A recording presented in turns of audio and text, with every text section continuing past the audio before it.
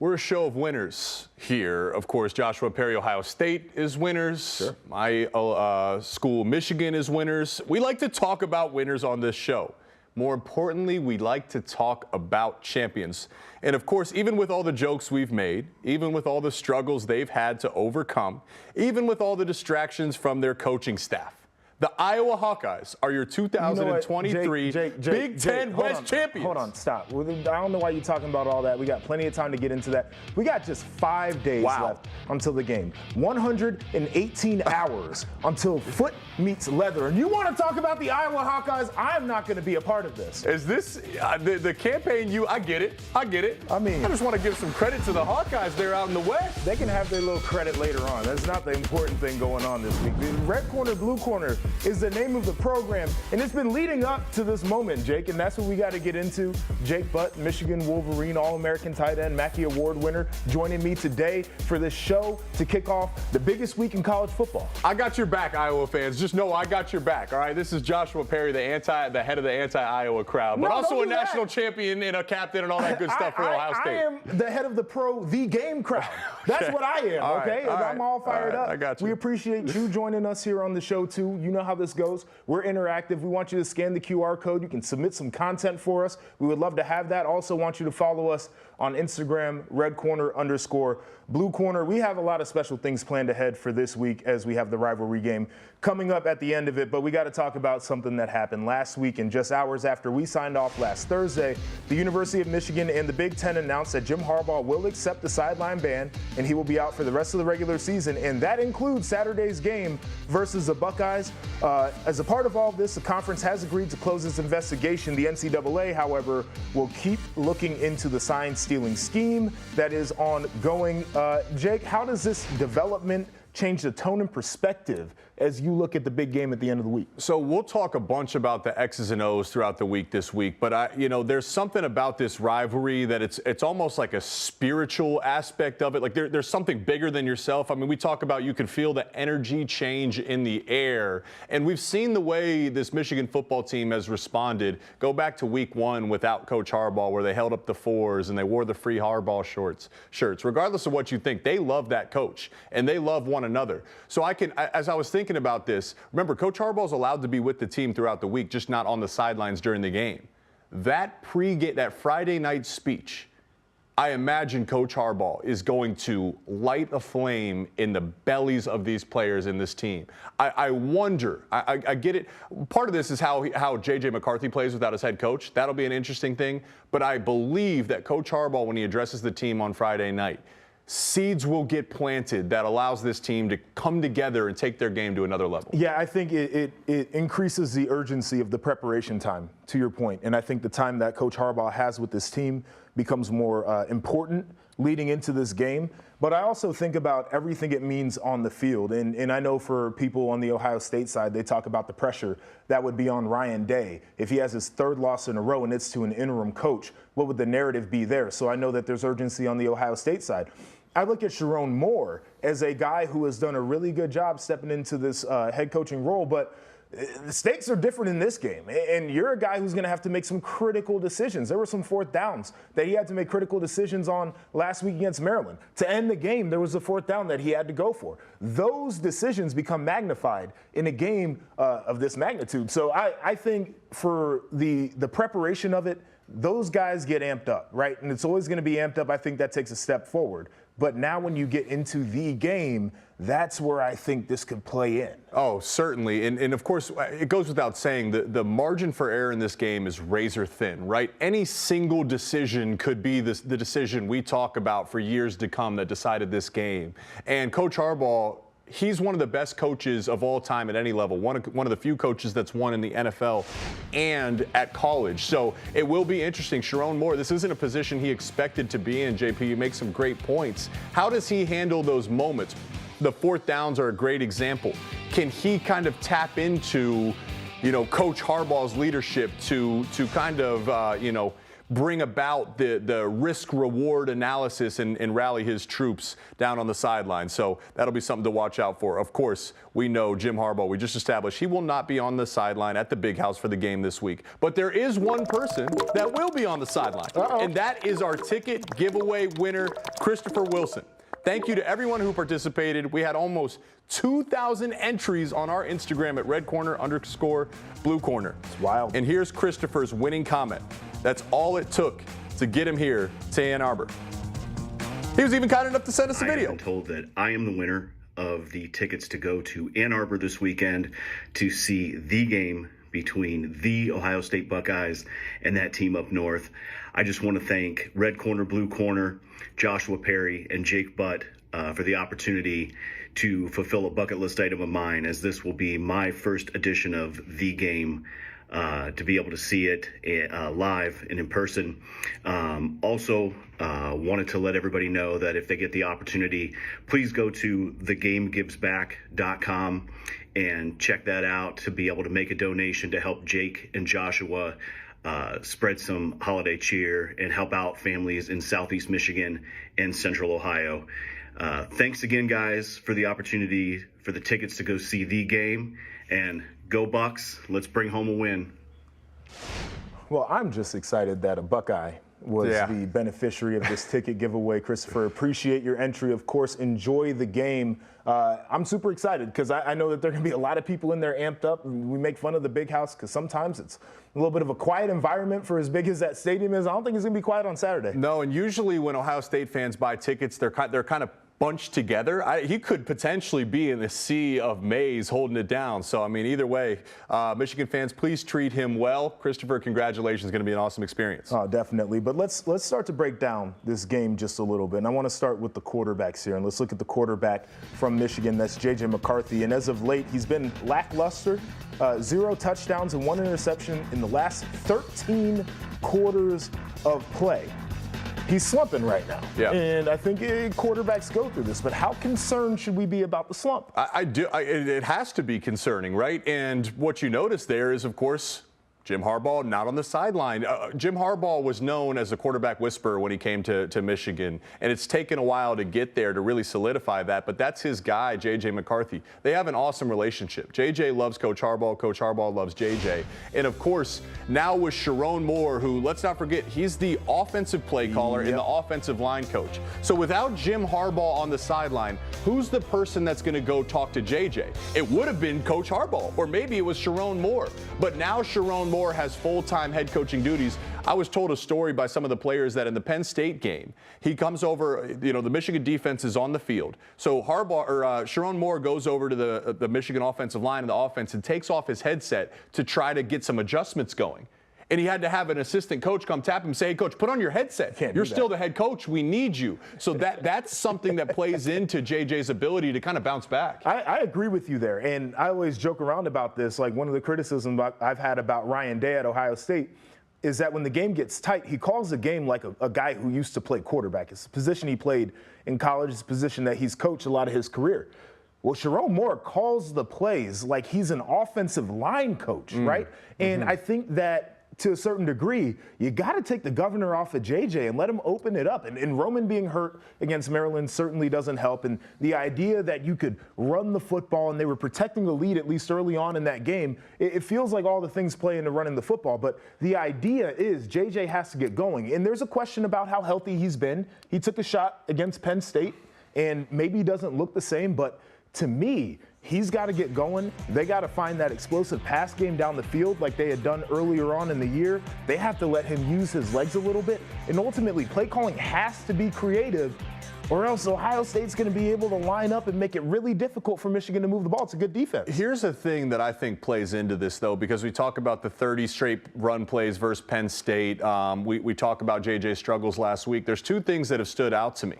Michigan's tackles, their edge protection has really struggled. I mean, I think that's, we say, what did they want to run the football? Maybe not, because they couldn't block Penn State's edge rush. Showed up versus Maryland. We know JT Tuimoloau. We know what he can do. Jack Sawyer's been playing some of his best ball as of late. And, you know, part of this is making sure JJ is comfortable in the pocket. I think he's not 100% healthy. No one is. There's no excuse. But I think the O-line plays a factor into this one. And the last thing I'll say, too, is against Maryland, JJ had 4 turnover-worthy plays. There were at least, I think there were 3 footballs that hit defenders in the hands, and then the one that was intercepted.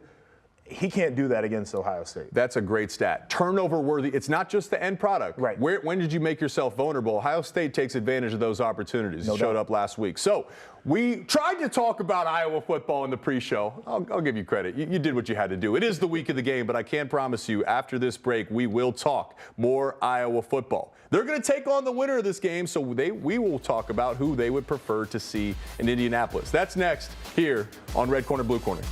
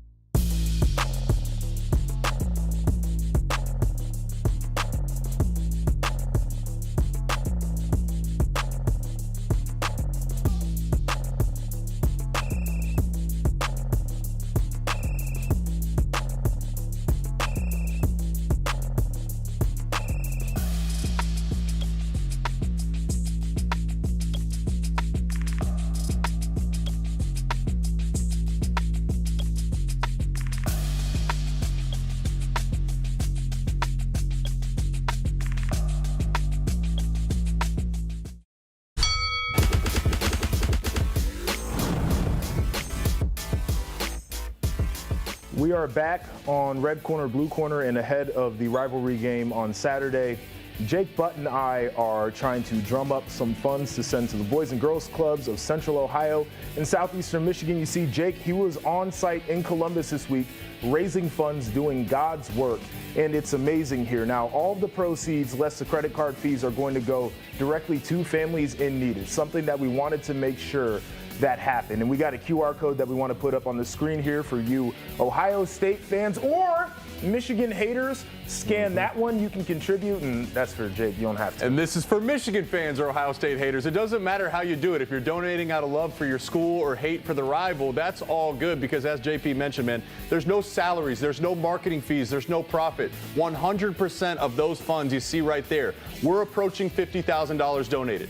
100% minus the credit card fees are going to families that need food and necessities during the holiday seasons. I can't think of a better way to pay it forward here now, surrounding the game. As you can see, that Scarlet total is a little bit low, so we need you to get in there. We're getting our ass kicked right now, but I do have a couple commitments, Jake, so hopefully I'm excited. Yeah, there's no real there's a winner and a loser for sure, but there's really only winners in this case. There's only winners in this, and I appreciate you really taking the lead and coordinating this.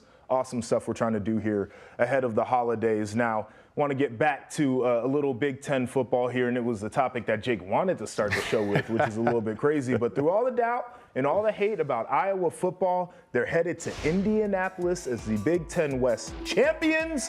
They'll hopefully take on Ohio State, although if Ohio State loses, they will get Michigan there in Indy. So looking ahead, which one of those two teams, Ohio State or Michigan, would have the most trouble versus Iowa? Can I say neither because of the way Penn State handled them earlier? Right? Yeah, dude. That's the look into this is Penn State handled business, though it took them a while to get there, right? I mean, Iowa's built to stay in games. I think the tough part is they would really be dependent on one guy, Cooper DeJean. And he will not be there. Yeah. They need some type of spark in special teams. Iowa wins games by keeping things close. And both Ohio State and Michigan right now make very few mistakes, and they score a lot of points. So if I had to guess, I'm assuming Michigan. Michigan seems to be at least stagnating in their growth, where I think Ohio State has been ascending in recent weeks. But if Michigan wins this one, that means they got things back on track to see Iowa and Indy. So it'll be an interesting matchup regardless. Yeah, I think they would probably want to see Ohio State. I think Kyle McCord has been the less consistent quarterback throughout, and they've had trouble when they haven't had their full complement of weapons. I think that even though Michigan's shown maybe some pimples in pass pro, the offensive line still is really good there. And Ohio State has gotten better across the offensive line, but they're just a good unit. They're definitely not a great unit. Spotty. Right? And so I think the idea there is if you're Iowa, you would go with the less consistent offense, and that would probably be Ohio State from what we've seen. The challenge is like the recipe for Iowa is very simple. It's like, how can we create turnovers? McCord, I agree, he maybe hasn't been as consistent as J.J. McCarthy. He doesn't turn the ball over. Not often. He really doesn't put the ball in harm's way. And though J.J. really doesn't either, in recent weeks he has. Right. That's what makes this question a little bit challenging. But again, like, if it is Michigan, that means Michigan got back on track versus Ohio State this week. So, I don't know. We'd love to see Iowa finish the season strong to give those fans some type of confidence. Maybe they can pull some tricks out of the hat or something to make this one interesting. Well, it depends on who's in Indianapolis, whether I want to say that Iowa should finish strong. Yeah, if they're good playing point. Ohio State, I definitely don't want Good them point. to, I talked to some Iowa fans, and they're like, yeah, I don't think I'm going to go to Indy this year. They said that. So it'd be a tough trip for them to make. But let's take a look around the conference here. 8 teams from the Big Ten are now bowl eligible, and one of those teams clinching a spot in the postseason is Wisconsin. It's Luke Fickell's first year in Madison. They pulled off an overtime thriller at home against Nebraska over the weekend. Really fun game. Got to be a part of the coverage of that. But as you look at Luke Fickell now, they're bowl eligible. I think this extends the nation's longest streak to 22 seasons of going to the postseason.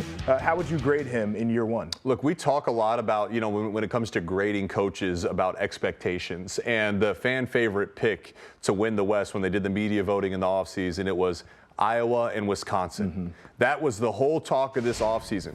Iowa's held up their end of the bargain, though it hasn't looked pretty. Wisconsin, I mean, we're celebrating a bowl game? I think that's the bare minimum for this team this year. So my grade would be just about a C. Though looking back on it, I don't want to make excuses for them, but they're literally revamping the entire offense. Yeah. Brand new night and day system. Even the defense, like they're trying to go from a traditional 3-4 system to a blend of the elites, is what he said. Right. So in the change, it's not going to look pretty or clean right away. They lost a lot of talent to the draft, and they lost a lot of talent to the training table, the injury room, injury report earlier in the year. So that's part of it. But frankly, look, I got to give him a C at this point, JP. I would have gone with the C- originally, but I bump it to a C because Luke Fickell challenged his team. We talked about this on Thursday. He challenged his team, and they stood up to that challenge. They had a players-only meeting. To me, that's a kiss of death for a season.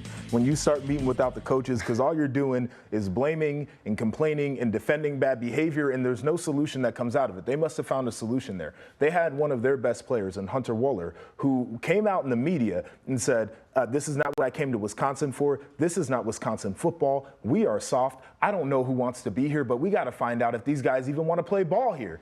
And they did. And they had to get a win in overtime. That wasn't pretty for them. And so I think that aspect of it bumps up the grade. It just has not been great. And it certainly hasn't lived up to the expectation. And I think as this goes on, they're going to expect better and better more and more. The good thing for them is the bowl game. We'll make jokes about it that they should be striving for much more. But frankly, because of everything we just said, the program in transition, they need those 15 practices. They do. Forget the game, right? It'll be cool to win. I'm not going to downplay that. But really, this one's about the 15 practices. That's another spring period. That's another fall camp. They have a lot of work to do to get this thing back to where they want it to be. Yeah, it's intriguing to me because of the practice aspect of it and the development that can go on there. They have to make sure that they capitalize on that. But we're going to take our final break right here on Red Corner, Blue Corner. And you know what's coming up on the other side. We got a little conference clash here, and we've got a bone to pick with our guy, T-Bob. Yeah, we see what you're saying out there, and we're going to hold you accountable on the other side of this break.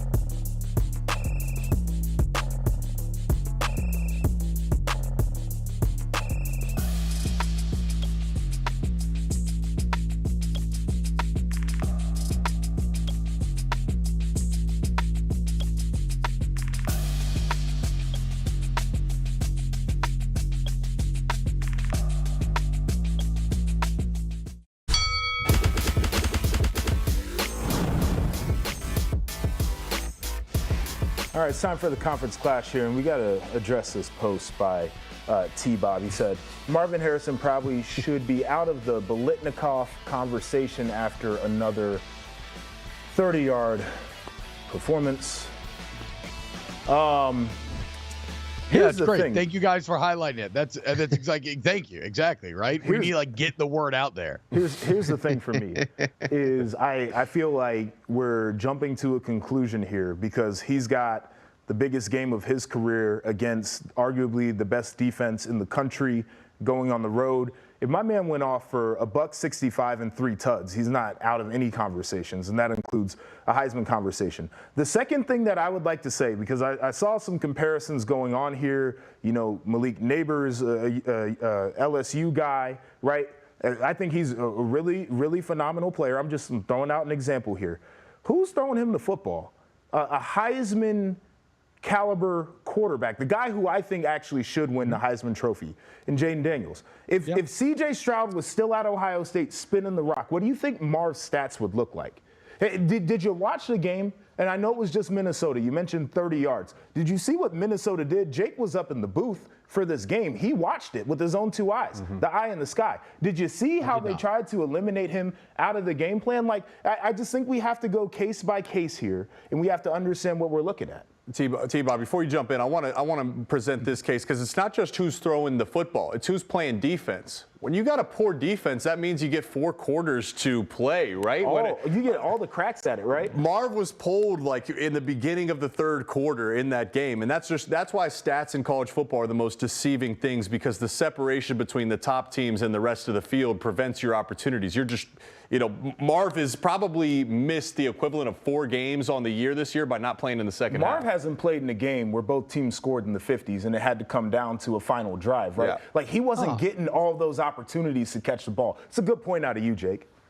Mike, this almost sounds like we're talking about a conference that's just absolute garbage outside of the big 3. And so, the good teams never have to play the entire game, as if that's like some fault to the rest of college football. Let's be clear. I ain't saying Malik Neighbors. Malik Neighbors is never going to win this award, even though he's very clearly and by a very wide margin the most statistically dominant receiver in the country. I understand that, right? But you can look at Troy Franklin at Oregon, who also has missed a lot of 4th quarters and has better numbers. You can look at Rome Odunze at Washington. I mean, look at Rome this last week. So Washington, by every account, should have lost on paper to Oregon State in Corvallis. Everything was working. Hell, even Penix only throws for like 160. But where does 120 of it and the 2 touchdowns go? To Rome Odunze. All I'm saying is, and the Kyle McCord argument is not without merit.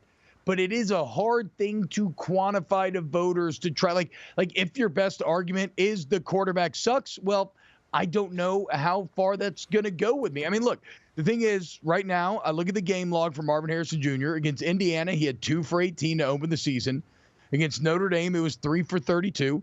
Against Rutgers, it was 4 for 25, now 2 touchdowns. And then he said 3 of 30 and a score this last week. And I get it. Like, teams are selling out to stop and everything else. But you ever listen to Ocho Cinco talking about wide receivers? He basically said, look, that don't matter. Of course teams are going to – like, the best guys are still going to get theirs. And if you look at the game logs for the other guys that I mentioned, be it Franklin, Odunze, if you want to say Neighbors, sure. Even Luther Burden out of Mizzou. Nobody has I don't want to call it consistent, but nobody has that many lows on their game log. And maybe Kyle McCord is the reason to explain all of that, and that's fine if that's what voters believe. But it's just interesting that you're talking about a guy leading the Biletnikoff conversation who's not even close to leading anything statistically. Well, I should say, except for touchdowns. Great touchdown numbers. But he's second to Brian Thomas at LSU, The first 2 names that you mentioned, though, in Franklin and Odunze, have quarterbacks that are going to be in New York. Like, it's not that hard to quantify the difference that quarterback play makes. We talk about Jayden Daniels. You guys got 2 wide receivers that are going crazy, and it's because he is a ridiculously talented quarterback. The Luther Burden thing, I think that guy is really good, but ultimately for me, like you mentioned some of the game logs too. Marv went out of that Notre Dame game. He was busted up in that one. Like we got to look at that as well. Let's look at the full picture here, T-Bob. Okay, that's fair. That's fair. And I actually didn't remember that. If we just want to go full true circle here, I also did not plan for the Rivals Down South sound to just come bursting through the point that you were trying to make. Either that was not any home cooking. I apologize. Look, Marv's awesome. And to your point, this weekend, Joshua, I mean, that's the opportunity, right? Just like how Jayden, if he's going to lose this Heisman, it's because Bo Nix balls out in the Civil War and then balls out in the Pac-12. So there's still it is award season, and it's fun to talk about pole position, but there's still a ton of football left to play. Boys, I want to ask you about a current trend that's starting to pop up in college football. So Cam Rising announces that he is returning for year 7 at Utah. I mean, straight Tommy boy. Richard, a lot of people go to college for 7 years. And I mean, you look around now, dude, it's not just him, right? Sam Hartman's old as hell. Stetson Bennett was like 25 last year when he was balling. You got Carson Beck saying he's coming back. Quinn Ewers, maybe he's coming back. We're seeing older and older quarterbacks sticking around in college football. Some people are saying, is this right? Because kids are held back in high school. They're getting extra years now. Like, is it ridiculous that we have 20 and 24, 25-year-old men playing with like some 18 and 20-year-old kids? What do you think, Jake? Yeah, is it right? That's an interesting conversation. I mean, the age isn't a big deal either. Like, we played BYU in college, and like those guys go on a mission trip for like 3 or 4 years. They were all married with kids and had like 401ks. So the age thing that's a whole different deal.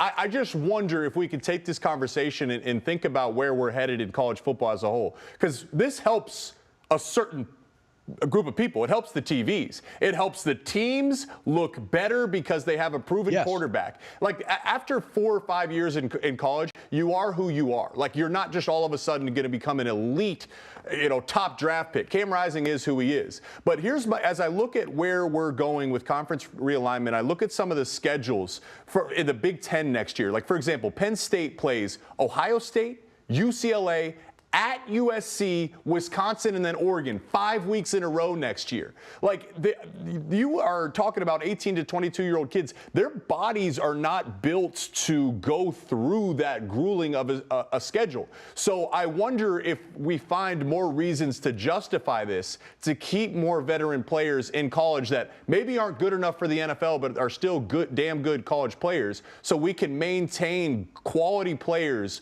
on brands to help better the TV products. I'm out on all that. Let me say this. I'm 29 years old. Jake, you're 28, right? Like, Stetson Bennett, within 3 or 4 years of us, is a wild thing. Last time I was on a college campus was in 2015, right? Like, that was 8 years ago. It is crazy to me. I also think if we're going to do this and we're going to let guys play for 7 years, there's a dude out there who's playing on his 8th or 9th year, which is go get a job. That is crazy behavior to me. But the reality is we need to start breaking these things up. We're having the conversation about the Heisman, Biletnikoff, all these awards. They should have like a 4 years and under and then a 5+ years in college category for each of these awards, right? Sam Hartman worked his way into the Heisman conversation midway through the season. My man is grown. There is no shot that we should be having the same conversation about him as we're having about a potential redshirt sophomore. That is ridiculous to me. So, yeah, I mean, it is what it is. Teams do become better. I agree with that. But this is out of hand. 7 years is too long to be in college playing sports. It's ridiculous. Mike, I wish, or I guess I bet you would have wished you could have gotten an extra year out of Hendon Hooker, huh? Yeah, no, I was about to say I went to college for 8 years and look how I turned out. But no, I think I think you guys are wrong, because the way I've been advocating for this for a long time. I think 6th year should become standard in college football if you want to take it. And I'll make this argument because you look at teams like Georgia and Alabama dominate the sport. People get fatigued with that. They got all the best players. They got the future NFL players. Whereas a team like Arkansas, maybe you can make a run with a collection of 6-year players, a South Carolina, a Minnesota. If it hits right at the right time, and maybe Ohio State's full of sophomores, I think that gives hopes to these teams that is not full of NFL future players. Yeah, man, look, I think it's good for the game at the end of the day as well. I certainly understand the counter arguments or the argument of fairness, but it maybe falls on the deaf ears when it comes to the product, right? Like, what do I want to watch? And it's what Mike's saying. Like, if you look at the NFL, what is every single rule change, every adjustment that they've made to the game, what is it all in pursuit of? It's in pursuit of keeping the quarterbacks on the field. Because, like, if you're a Cincinnati Bengals fan this week, shout out AJ McCarron, hear from on Rivals later this week. But if you're a Bengals fan this week, like, it feels like your world has ended.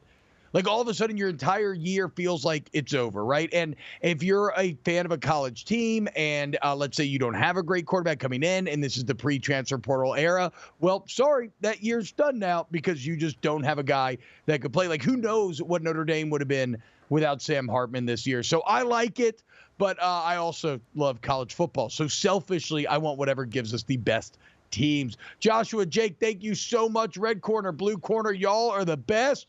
Right now, it's time for me and SEC Mike to get into some SEC talk. And, well, I mean, this is pretty hilarious here. These are Jayden Daniels' last two games and the Iowa offense, the full Iowa Hawkeyes offense last 4 games. A little parting shot for our Big Ten brothers here. Jayden Daniels has thrown for over 200 more yards in the team IRA. He's thrown for triple the amount of touchdowns at 9-3.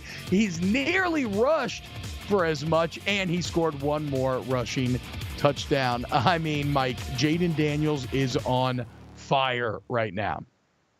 Yeah, and all I keep seeing is these bowl projections, T-Bob. Nobody in the SEC wants to play Iowa because, they know they're only going to get 3 to 7 points to watch the other side play. So, I mean, this is pathetic. This is what happens when you got your son as your offensive coordinator and you've been in there for 20-plus years, whatever he's been down there for it's at Iowa. But, I mean, it's comical how bad the Big Ten is, particularly on the offensive side of the ball.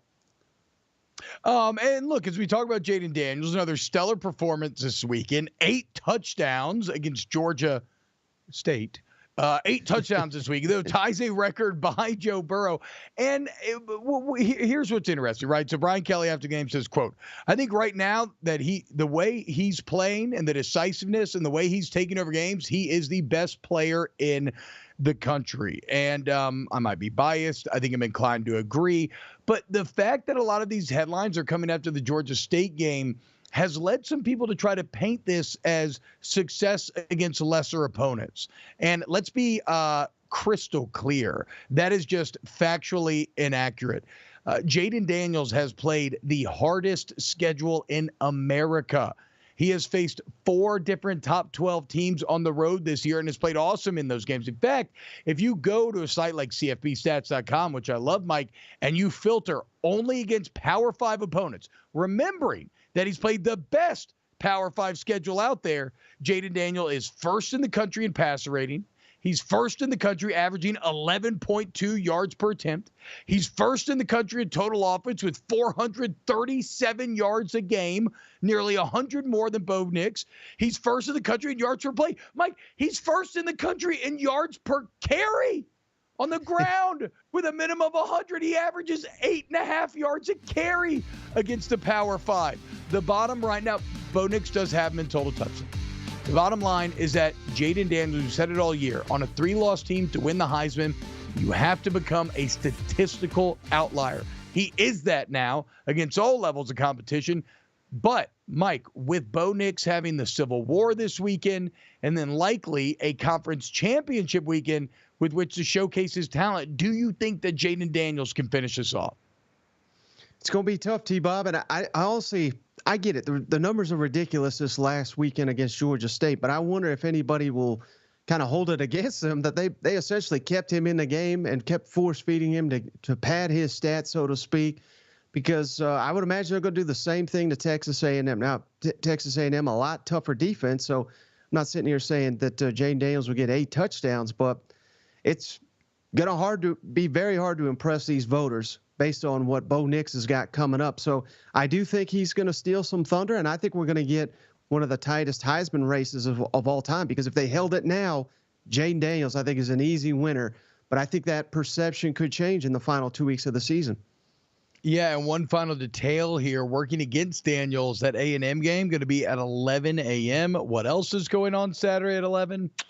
Ohio State, Michigan. So not exactly going to be on the most eyeballs on Daniels' final performance. Speaking of performances, we got to talk about your team, Mike, the Tennessee Volunteers. Emphasis on the tears after Saturday, as a lot of them were shed in Neyland. Georgia extends their overall winning streak to 28 games, which now ties an SEC record. Carson Beck makes it look easy to the tune of 298 and 3 scores. Oh, Mike, it started so good. Tennessee, big time 70-yard rushing touchdown to start the game. And then, as you and my wife have told me many times, that was, a fun 11 seconds. And after that, It was disaster. And so now you look up, the Volunteers 7-4, all 4 losses coming in SEC play. Is the honeymoon over for Josh Heupel? I think it's safe to say it is, but I think it's Tennessee fans, myself included. We're crazy. We're a crazy crew, but we're not crazy enough to put this man on a hot seat, given how he's elevated this program. So, they still have to beat Vanderbilt to go 8-4 if they win a bowl game. 9 wins. Again, you got to have some perspective. A 9-win season at Tennessee, that shouldn't be the standard, but it'd be probably the 3rd best record in 20 years here. So, they massively disappointed. You can point to a lot of things: quarterback play, receiver, offensive line, basically the whole offense. T-Bob, how about this stat? Against Florida, Alabama, Georgia, and Missouri, the 4 toughest games, the games they lost, 9 total points Tennessee scored in the second half of all 4 of those games combined. This is not the Tennessee you expect to get under Josh Heupel, and they have got to turn this around next year, because the defense has made strides, but they're never going to be a defensive team. They need to be able to outscore people. They have to be scoring 30, 35 points per game if they're going to win some of these games, and it's just been pathetic on the offensive side of the football. Look, and I would say this, right? Do not panic on Josh Heupel. We still have to remember where Tennessee was for about 15 years there, and it's where they should never be. They were way lower than they should have been. As you said, this 9-4 season, if you pull it off and finish the fight, still very respectable in relation to that history. Like, the 11-2 year was just ahead of schedule. And if you're telling me that Josh Heupel's biggest problem that he has to figure out is getting elite offense, I trust Josh Heupel to get that figured out. For those that may not know, Tennessee does have a 5-star quarterback waiting in the rings. Iamaleava. They paid him a lot of money a couple of years ago. Real quick before we go to break here, Mike, what's the kind of inside scoop on Iamaleava, how he's trending? Do they think he's going to be the guy next year?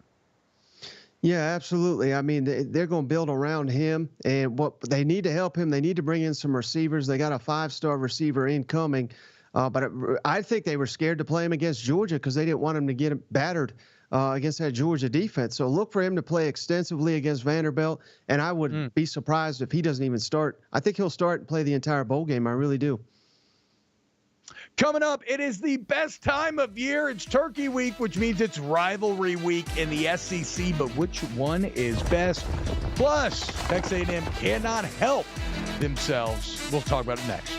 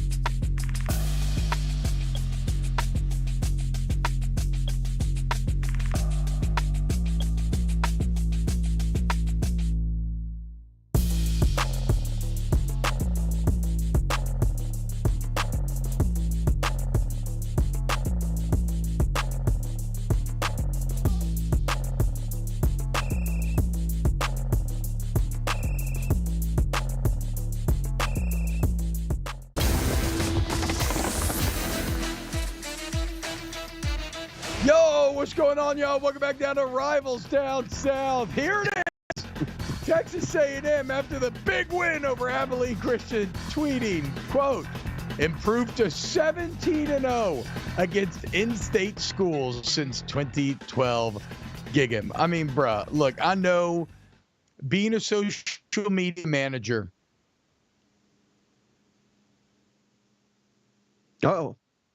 I think we lost T-Bob, but I think he was just going to say the same thing I said. I found out today that Abilene's a Texas school, had no idea, but what a joke that was. And I wonder what else happened since 2012. Oh, yeah, they stopped playing Texas, which is the only damn game that people care about in that state. Yeah, exactly, right? They're kind of they're burying the lead there. It reminds me of in Major League Bob Uecker when he's like, no, they're 5-0 on Tuesdays when the temperature's above 65. Like, no, get the hell out of here. And it looks like the fans had a field day. Outfox Sports says, imagine any other team bragging about beating Abilene Christian. Not a good look. Wall Feinbaum, it's a funny name, says, I'm 387-0 against my son in arm wrestling since 2016. He's 7. And then my boy Chris Landry tweeting, honestly, should have their SEC card revoked for this tweet. And I mean, again, and this is all against the backdrop of the 4th most talented team in college football. If you just look at pure blue chip ratio, 4 stars and 5 stars, the next guy at A&M must get it fixed. Speaking of schools that we love to hate, it is rivalry week, Thanksgiving week, and after we get done with the feasts on Thursday, we get some Egg Bowl action with Ole Miss and Mississippi State. We got the Iron Bowl coming up as well. Mike, what is your favorite SEC rivalry? Oh, it's the Egg Bowl right there. I mean, how weird is it they're playing for a giant golden egg? It's on Thanksgiving, and there always seems to be a brawl. The underdog often wins this game, particularly if they're the home team. I'm just not trying to tip my hand this weekend, but Mississippi State, big underdog, playing at home. Will Rogers back. There's just so much history with this game, and I love it. I love every second of it. It's the weirdest, freakiest game in all of the SEC. And it just kicks off the greatest weekend of SEC action, the rivalry weekend to close out the regular season. Well, and what's fascinating about it, Mike, and we're in lockstep. Like, I think the Egg Bowl is the best game. We can get into Iron Bowl and everything, but like the Iron Bowl's awesome. But it's like that's like a Vegas heavyweight fight, right? All the glitz, all the glamour, all the celebrities, all the television. The Egg Bowl it's a ruthless battle to the death that takes place in the backwoods Mississippi Delta. It means almost nothing to the average human being, right? Like just the average sports fan, they may hear about the Iron Bowl. They know Alabama. They know Auburn. They don't give a damn about Ole Miss and Mississippi State, but it means everything to those that are involved in the fight, right? Like it's like the Hatfield McCoys. These are 2 rival bands of barbarians that have been fighting over the same piece of land for years. They're never going to be remembered in history. Their names are not going to be etched in the books, jobs are lost. Bragging rights for entire years are lost. We always talk about the kick six, and we can get there because I'll never forget where I was with the kick six. But do you have an Egg Bowl memory that stands above all else? Well, how about a stat here, T-Bob? Do you have any idea the only coach that's won multiple Egg Bowls went undefeated against Ole Miss as Mississippi State's head coach, and they fired him anyway? It can't be. Is it Joe Moorhead? It is Joe Moorhead, 2-0 in Egg Bowls. They said you'd have to drag my Yankee ass out of here, and they did it about a week later. They fired him. Yeah, I mean, and so what Mike's talking about there, back in 2019, Egg Bowl, right? It's Ole Miss, Matt Luke, the head coach of Ole Miss, Joe Moorhead, the coach of Mississippi State. Elijah Moore scores a touchdown with 4 seconds left to go down 1. He does a dog pee celebration he crawls in the back, lifts his leg up, 15-yard penalty. They miss the extra point. It results in Matt Luke immediately being fired, which coincidentally kind of stops Lane Kiffin from going to Arkansas, which is how we now have Lane Kiffin at Ole Miss at this point, and it sends Joe Moorhead and company to a bowl where they get dominated by Louisville, which leads to him being fired. I mean, the ripple effects from Elijah Moore peeing in the back of the end zone are fascinating, and it directly resulted in Lane Kiffin now having Ole Miss on the edge of winning 10 games in the regular season for the second time in 3 years. The Egg Bowl's awesome. The Iron Bowl's awesome. SEC Rivalry Week is awesome. Still to come, it's Message Board Monday, and we got hot takes from SEC fans all over the country, including a new name for Aggies head coach. You won't want to miss it next.